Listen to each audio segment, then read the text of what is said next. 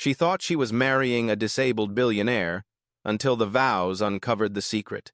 Hello, everyone. Before we begin today's story, I have a small favor to ask. Please hit subscribe and turn on the notification bell so you never miss our channel's new videos.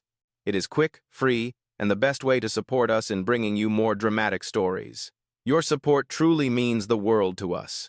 Where are you watching from? Drop your city or country in the comments below. Thank you very much. Now, let us get back to our main character. Rain rolled down the windows of the small downtown restaurant, blurring the neon lights outside into streaks of blue and gold. Inside, the air smelled faintly of brewed coffee and warm bread. Anna Hale sat alone at a corner table, nervously twisting the strap of her thrifted purse. Her breath shook every time she looked at the envelope lying in front of her. She had read the letter inside at least 12 times, yet it still made her heart pound with disbelief. She lifted her eyes when the door opened. In walked Alexander Hale, the billionaire everyone believed had been confined to a wheelchair ever since the accident that nearly destroyed his company 2 years ago. His presence changed the entire room. Conversations softened, tension rose, and yet he moved forward with a quiet, controlled confidence. His wheelchair glided across the polished floor, its soft mechanical hum the only sound marking his arrival. Anna stood out of instinct, unsure if she was supposed to sit, greet him, or simply breathe. He nodded once, calm and unreadable, then gestured for her to take her seat again. His tone carried the weight of decisions that shaped markets. "Thank you for coming, Miss Reyes." Her voice trembled. "Your assistant said it was urgent." "It is," he replied. His expression did not change, but his fingers tapped once against the sleek armrest of the chair. "I will speak plainly, because I do not enjoy wasting time. I need a wife. Specifically, I need a wife by the end of this month." Anna's mind went blank. "I am sorry." "What?" "This is not romantic," Alexander continued. "This is a negotiated arrangement, a marriage contract. 1 year. In return, your mother's medical debt will be paid in full. Your housing will be secured. The rest of the compensation is itemized inside that envelope." Her fingers tightened around the paper. She had imagined many things today, but not this. Alexander continued as though he were delivering a quarterly report. "My board is attempting to remove me. They believe my disability has weakened my leadership. Marital stability will strengthen my position and shut down the challenge. I do not need affection. I need a partner who can follow the terms clearly." Anna felt the sting of humiliation mix with fear. Her mother's rising hospital bills haunted every hour of her life. The landlord's warning notice still hung on her refrigerator door. Yet this man, this untouchable billionaire, was offering a lifeline wrapped in steel. She swallowed hard. "Why me?" Alexander's eyes finally softened, just slightly. "Because you are discreet. Because you are responsible. Because you owe nothing to the kind of people who want to see me fall. And because you understand desperation." A moment of silence pressed between them. He opened a leather folder and slid a contract toward her. The pages were crisp, filled with clauses written in unflinching legal language. "No real feelings," he said. "No physical intimacy. You will attend public events as my wife. No interference with my company. Absolute confidentiality." The words landed like stones in her chest. He waited. "If you decline, we will not meet again. If you accept, we begin immediately. The ceremony will be private and efficient." Anna looked down at the contract, her reflection warped against the glossy table surface. Every instinct told her to run, yet the image of her mother lying weak in a hospital bed held her still. This was not a dream. This was not even a choice. This was survival dressed as opportunity. When she raised her eyes again, Alexander Hale was watching her closely, waiting for her decision. Her voice barely rose above a whisper. "What happens to me if I say yes?" His answer came without hesitation. "You become my wife, but only on paper." The rain outside grew heavier, drumming against the windows like a warning. Anna drew in a trembling breath, the contract cold beneath her fingertips as the weight of her future pressed down on her shoulders. She had no idea that the truth hidden behind this deal would change everything. Anna walked home through the steady evening rain, her clothes damp and heavy, her heartbeat louder than the traffic rushing past her. The contract was tucked inside her purse, its edges cutting into her hand as if reminding her of the impossible crossroads she now faced. Every streetlight felt colder, every shadow sharper. She wanted to breathe, but each breath seemed to pull her deeper into a decision she was not ready to make. When she reached her small apartment, the hallway light flickered like it always did. She opened the door to silence and the faint smell of peppermint tea. Her mother was asleep in the living room recliner, an oxygen tube resting gently against her cheeks. Medical bills were stacked across the coffee table, each one more demanding than the last. Anna knelt beside her and brushed a stray hair from her forehead. The truth hit her again with painful clarity. She did not have time. She did not have options. She had a mother who needed care, treatments, and stability that Anna alone could not provide. She carried the envelope into her bedroom and placed it on the worn desk under the soft glow of the lamp. She opened it once more, reading each clause slowly. Marriage in name only. 1 year. Public appearances. Confidentiality. Compensation that could erase every bill in the house. It did not feel like a proposal. It felt like a lifeline stitched together from cold logic. She sat there for hours, her hands clasped tightly as rain tapped the window like a relentless clock. It was almost dawn when she finally stood. She folded the contract with trembling fingers and slid it back into the envelope. Her reflection in the dark window startled her. She looked like someone who had just made a choice that would cost her pieces of herself she could never reclaim. Later that morning, she returned to the same downtown tower she had only seen from far away. The lobby was quiet, filled with marble floors, polished brass, and people who walked with the kind of confidence she had never known. Her shoes squeaked slightly as she approached the reception desk. "Good morning," the receptionist said. "Do you have an appointment?" "Yes," Anna replied. "Anna Reyes. Mr. Hale is expecting me." A security badge was handed to her, and she stepped into the elevator. The ride to the top floor felt endless. The mirrored walls reflected a woman who looked unsure, out of place, and yet determined. When the doors opened, a woman in a sleek black suit greeted her. "This way, Miss Reyes. Mr. Hale is ready for you." The hallway was silent except for the soft hum of lights overhead. When she entered Alexander's office, he was seated behind a large desk, looking through documents with the precision of someone who controlled every detail of his world. He looked up when he sensed her presence. "You are on time," he said. "That is good." Anna placed the envelope on his desk. "I have signed." He studied her expression for a brief moment, as if searching for hesitation. Then he opened the envelope, examined the pages, and nodded once. "Very well. The ceremony will be held tomorrow evening. It will be private and efficient. My attorney will handle all the legal requirements." Anna's pulse quickened. "Tomorrow? Delays create complications," he replied. "You will be provided with transportation, attire, and instructions. My assistant will contact you within the hour." There was a pause before he continued. "Miss Reyes, I meant what I said yesterday. This arrangement is transactional. I do not expect affection. I only require cooperation." Anna nodded, her voice barely steady. "I understand." But as she stood there, looking at the man the world believed had lost everything except his fortune, she sensed something else under the surface. A heaviness in his eyes. A loneliness left behind by battles he had fought in silence. Alexander dismissed her with a quiet, "We begin tomorrow." As she left the office and stepped back into the morning light, the reality settled over her like a second skin. By tomorrow night, she would become the wife of a billionaire she did not love, in a marriage that was never meant to be real. And yet something deep inside her whispered that nothing about what was coming would stay simple for long. The day of the ceremony felt unreal from the moment Anna opened her eyes. She had barely slept. Every hour of the night had been spent listening to the faint hum of the refrigerator, the soft click of the oxygen machine in the living room, and her own heartbeat echoing louder than both. By noon, a black sedan arrived outside her apartment building, its engine quiet and steady as if it belonged to another world entirely. A woman stepped out, polished and confident, holding a garment bag in one hand. "Miss Reyes, I am here on behalf of Mr. Hale. Please come with me."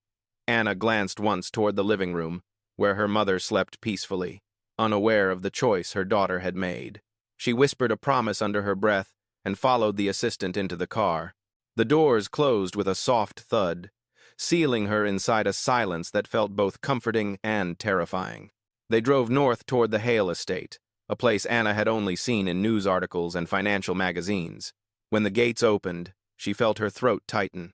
The mansion rose ahead like a monument of glass, stone, and old money. Every window gleamed in the afternoon light. The gardens were trimmed with such precision that she wondered how many people it took to maintain perfection like this. Inside, the assistant led her to a private dressing room. A simple white dress hung on a padded hanger, elegant without being extravagant. On a table sat a pair of ivory heels and a small velvet box. Anna hesitated before opening it. Inside was a thin silver band, delicate but expensive, the kind of ring worn by someone who lived in a different universe. "This is the ceremony ring," the assistant said. "It is not the public one. You will receive that later." Anna slipped the ring onto her finger. It felt cold, almost foreign, like a reminder that nothing about today belonged to her. The ceremony itself was held in a quiet room with soft lighting and a single bouquet of lilies on a table. Alexander arrived moments before the officiant. He wore a tailored charcoal suit, his posture composed, his wheelchair positioned with practiced ease. He looked every bit the powerful man the world believed him to be, though his eyes carried a distance that made him feel unreachable. He greeted her with a small nod. "Miss Reyes." "Hello," she whispered. The officiant spoke with a calm, measured voice, reading the vows that had been trimmed down to the essentials. There were no guests, no music, no celebration, only ink, signatures, and the quiet exchange of rings. "Do you, Anna Reyes, enter this marriage willingly for the duration of the agreement?"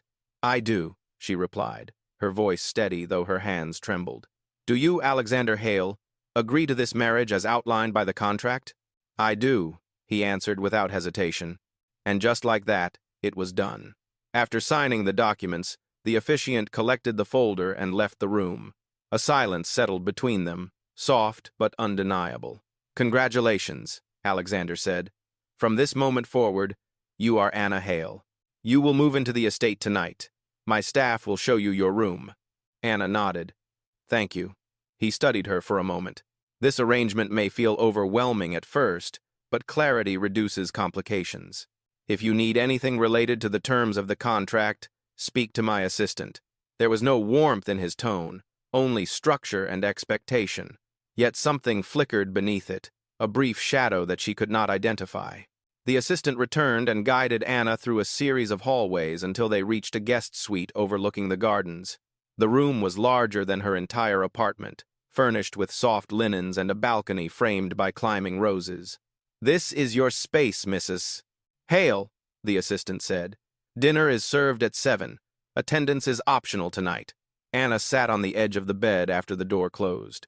The house felt silent, almost too silent, like a museum of someone else's life. She looked down at the silver ring on her finger and tried to recognize the woman she had become. Earlier that day, she had been Anna Reyes, a daughter struggling to keep her family afloat. Now she was Anna Hale, the contract wife of a billionaire the world believed could not walk, bound to a life that did not belong to her. And for the first time since she said yes, the weight of it settled in her chest, leaving her unsure of what tomorrow might bring. Anna learned quickly that life inside the Hale estate moved with a rhythm she had never known before.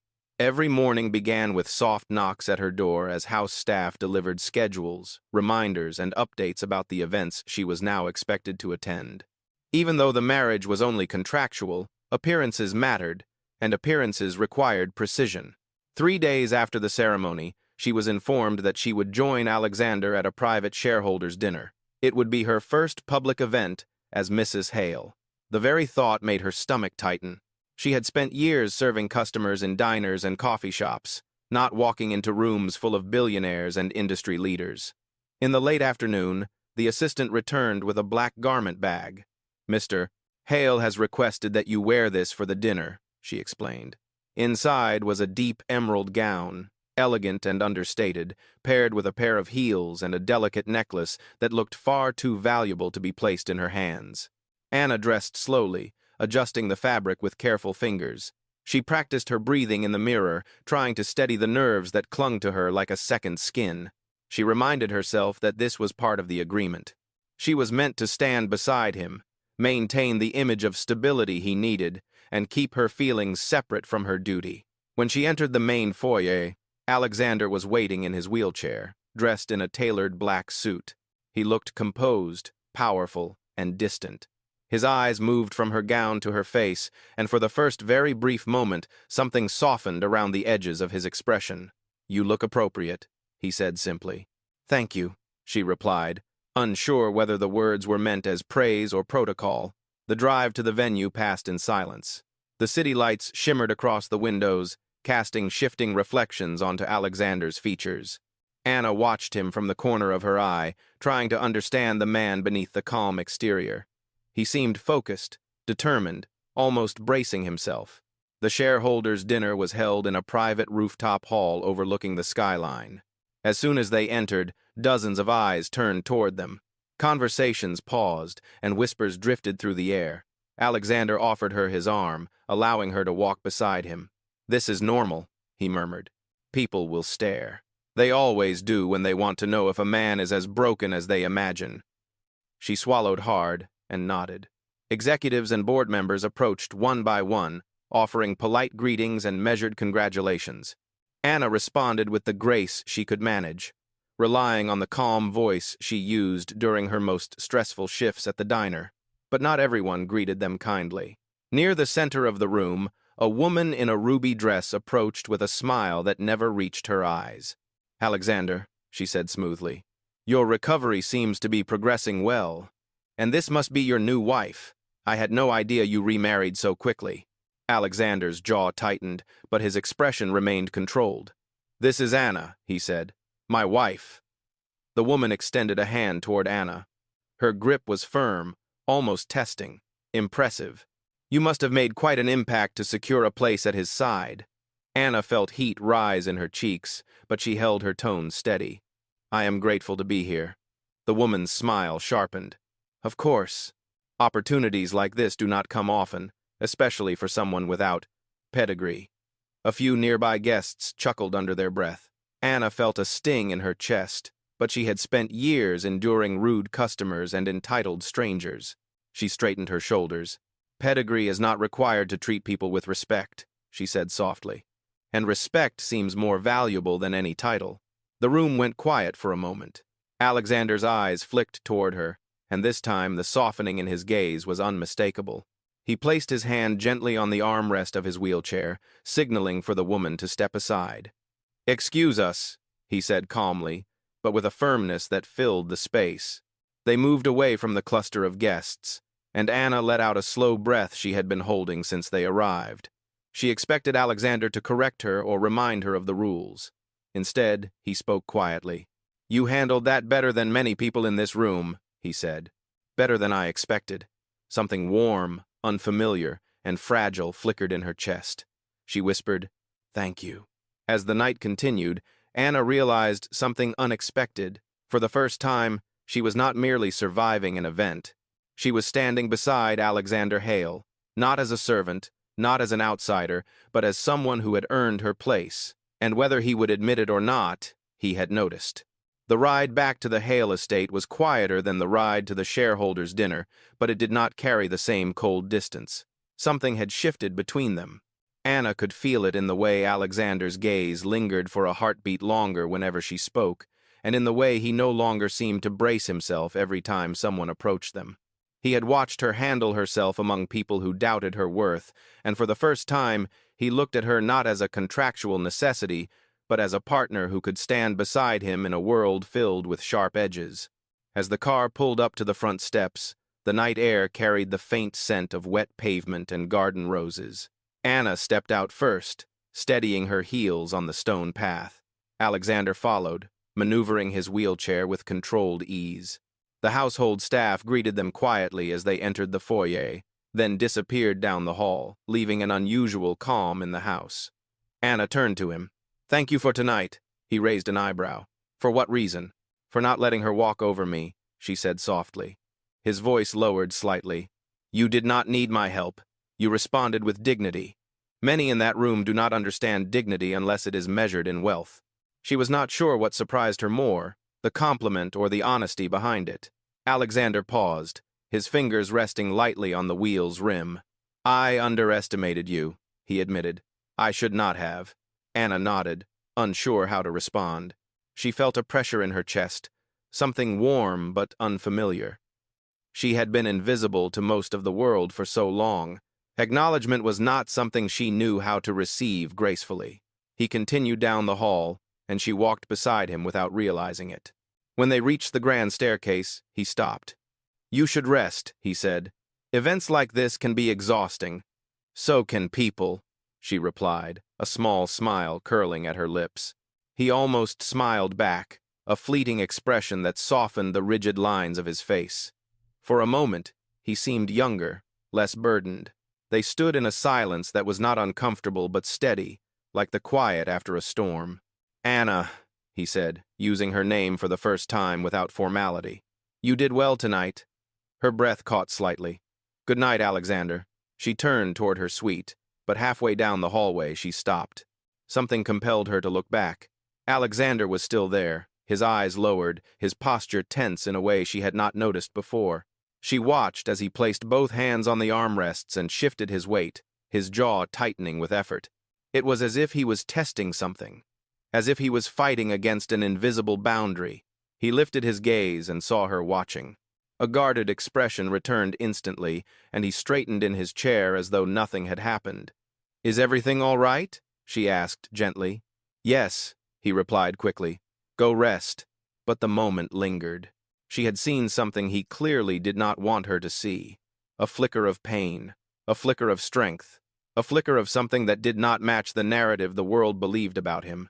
She nodded slowly and walked to her suite, but her thoughts stayed behind with him. Inside her room, she closed the door and leaned against it, letting out a breath she did not know she had been holding. Tonight had been her first true test in the world she had married into, and she had survived. More than that, she had proven to Alexander that she was not a liability.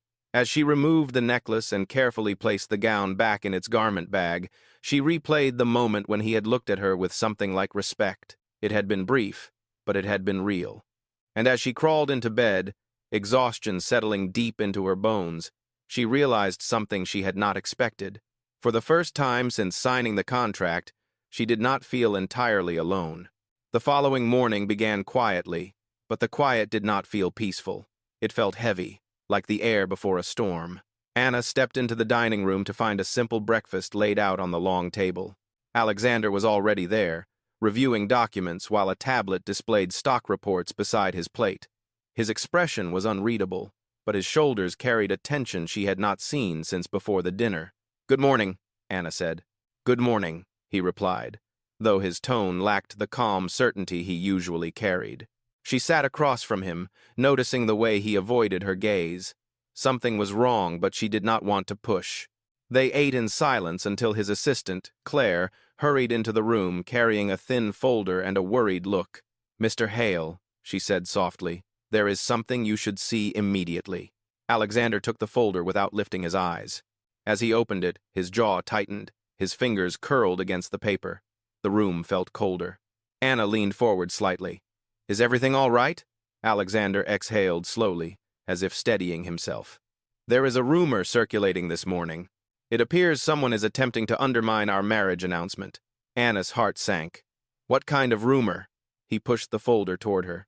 Inside were printed screenshots from online tabloids and social media posts. One headline in bold letters read, Disabled billionaire marries unknown waitress in sudden private ceremony. What is she hiding?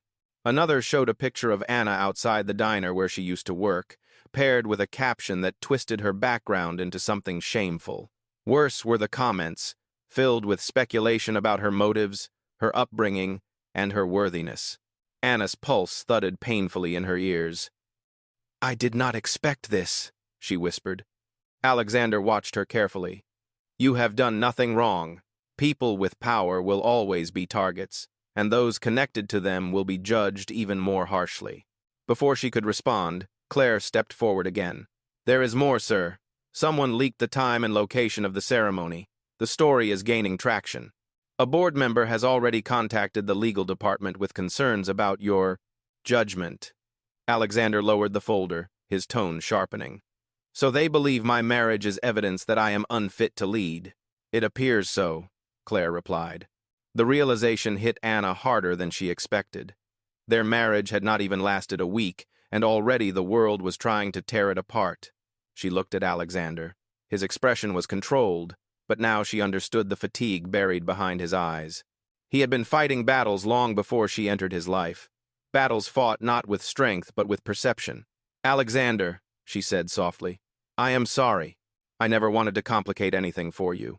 You did not, he replied firmly. This is not your fault. The people who want to see me fail will use any narrative they can create. There was a brief silence before Claire spoke again. There is one more matter, sir. The board is requesting a meeting. They want to confirm that the marriage is legitimate. Anna blinked in confusion. Legitimate? They want proof, Claire said gently. Proof that your relationship is real. Alexander's gaze darkened. They want to challenge my ability to run this company, and they believe questioning my marriage will weaken my position. Anna felt something inside her tighten.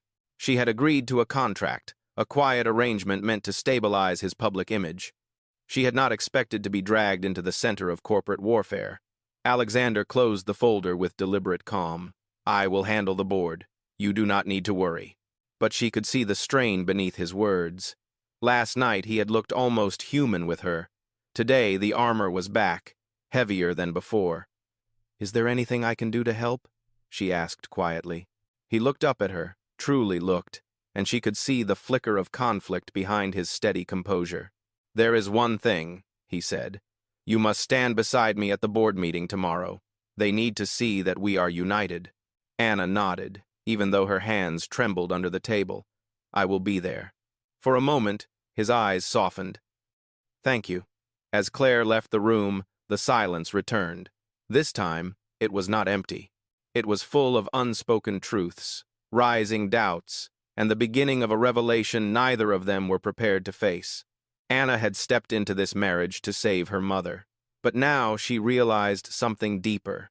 She was stepping into a fight that might cost both of them far more than they had bargained for. The next morning arrived with a heaviness that clung to every breath Anna took. She dressed carefully, choosing a simple navy dress that looked professional yet modest. Her hands shook slightly as she fastened the final button.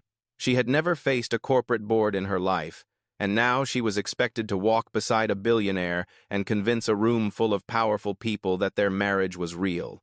When she stepped into the hallway, Alexander was already waiting for her. He looked sharper than usual, his suit pressed, his expression severe. Claire stood beside him, holding a stack of documents and whispering updates. The moment Alexander saw Anna, he nodded once. It is time, he said. There was no warmth in his voice today. Only pressure, only expectation. They rode to the headquarters in silence. Anna tried to calm her breathing, but the closer they came to the towering glass building, the more her anxiety grew. She could feel Alexander's focus beside her, cold and unyielding. Whatever softness they had shared in the previous days had vanished beneath the weight of the accusations against him. When they entered the boardroom, every seat was filled. The long table gleamed under the bright lights, and the executives turned their eyes toward Anna with curiosity, judgment, and something like suspicion. Alexander positioned himself at the head of the table, while Anna took the seat beside him. One of the board members, a gray-haired man with a rigid posture, cleared his throat. Mr. Hale, thank you for arriving promptly. We have serious matters to discuss regarding the nature of your recent marriage. Another member added, the sudden ceremony, the secrecy, and the immediate public backlash have raised concerns. Some shareholders believe the decision reflects a lapse in judgment. Anna felt her stomach twist. They were pulling no punches. Alexander leaned forward. My judgment is fine. My marriage is my decision, and it does not affect my ability to lead this company. A woman to the left folded her hands. Then you will have no issue clarifying the authenticity of this relationship. We need reassurance that this was not a reckless attempt to manipulate public sentiment. The accusation hit harder than she expected. Anna could feel her pulse racing. She knew the marriage was a contract, but hearing it dismissed like a calculated stunt made something inside her ache. Another board member spoke directly to Anna. Mrs. Hale, Would you care to explain how you met your husband? Anna froze for a second, then forced her voice steady. We met before the wedding. The connection was private. I am not here to perform my personal life for approval. The room grew tense. Alexander's jaw tightened, but before he could speak, the gray-haired man pressed on. You understand, Mrs.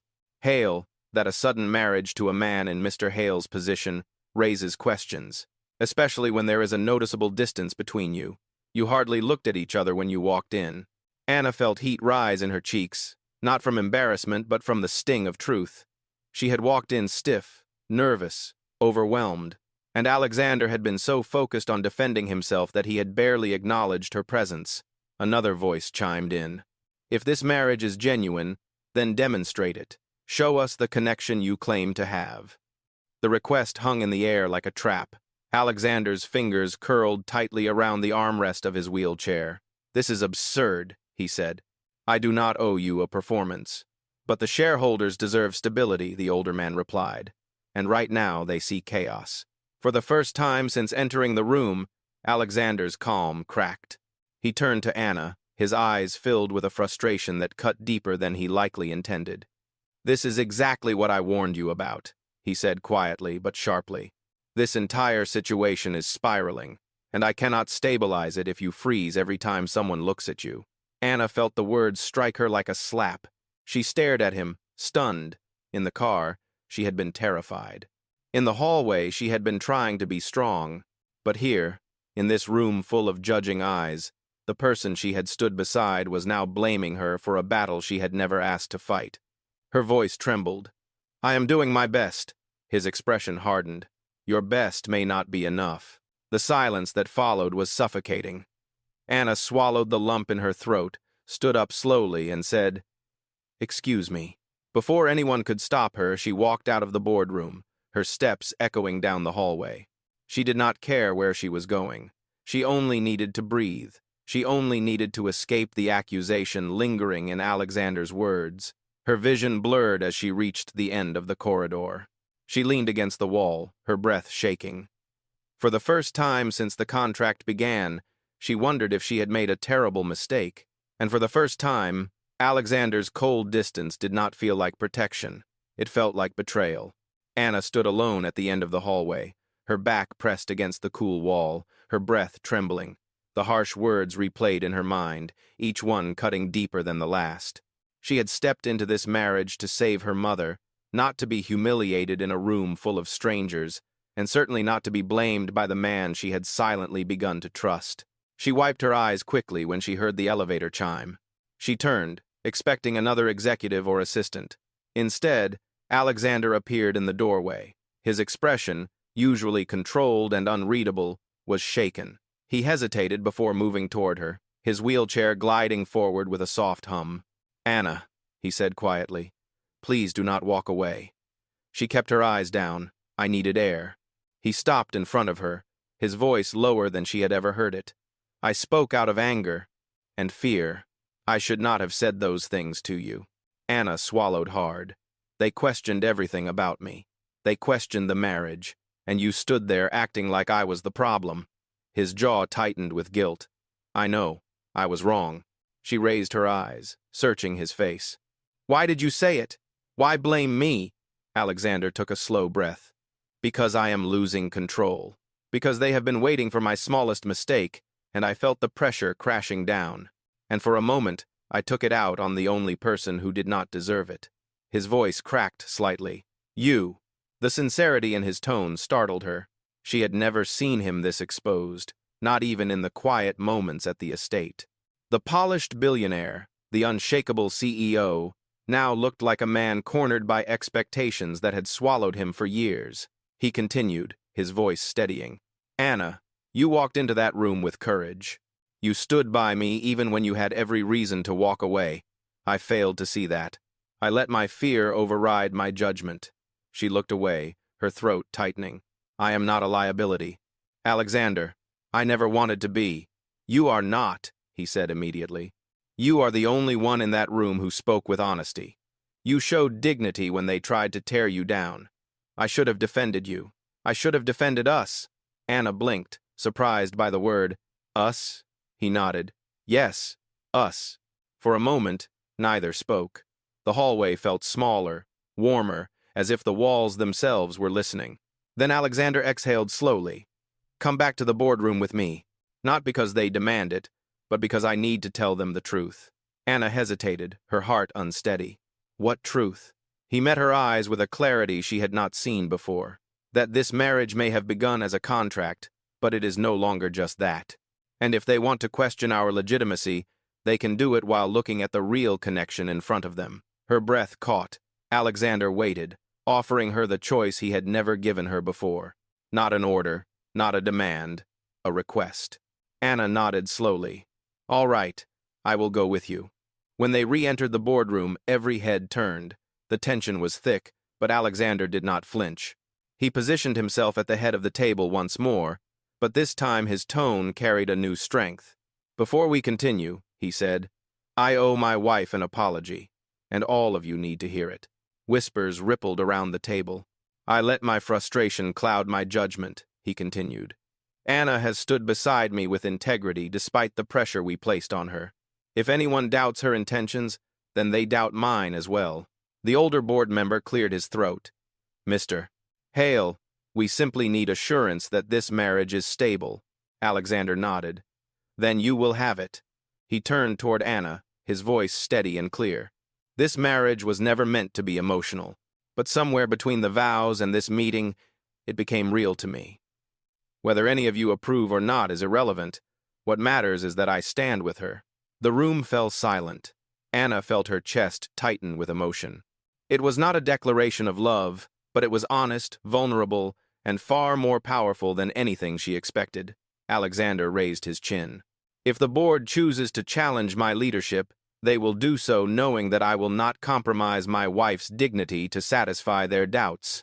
There was a long pause before the woman in the ruby dress spoke softly. Then let us move forward. Slowly, the tension dissolved. The meeting transitioned back to business, but Anna barely heard it. Her attention stayed on the man beside her, the one who had chosen to defend her, not because the contract required it, but because he wanted to. When the meeting ended, Alexander leaned toward her. Thank you for coming back, she whispered. Thank you for fighting for me. They left the boardroom side by side, no longer two people bound by a contract, but two souls beginning to step into something neither of them had expected. Something real. The drive back from the board meeting felt different, almost unreal. The city lights drifted past the car windows like quiet witnesses to everything that had changed between them. Anna sat on one side of the back seat, her hands resting calmly in her lap, no longer clasped together in fear. For the first time since the marriage began, she felt a fragile but steady sense of belonging, not because of the ring on her finger, but because of the man who had finally chosen to stand with her. Alexander watched her from the other side. His posture was tense, but not with anger. This time, it was something closer to vulnerability. When the car turned onto the long driveway leading to the Hale estate, he cleared his throat. Anna, he said softly, I want to clarify something. She turned her head. What is it? When I spoke to the board, I did not say those words for strategy. I said them because they were true. The contract may have begun as necessity, but it is not the reason I defended you. Anna felt warmth spread through her chest, but she did not interrupt him. She wanted to hear every word. He continued, choosing each one carefully. You walked into my world without preparation or protection, yet you stood with dignity. You pushed back against people who thought they could diminish you, and you did it without asking me for anything. I respect that more than you know. She lowered her gaze for a moment, overwhelmed. I was trying to protect you too. He nodded. I know.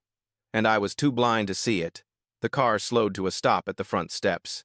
The night air was calm, carrying the faint scent of cedar from the towering trees that lined the entrance.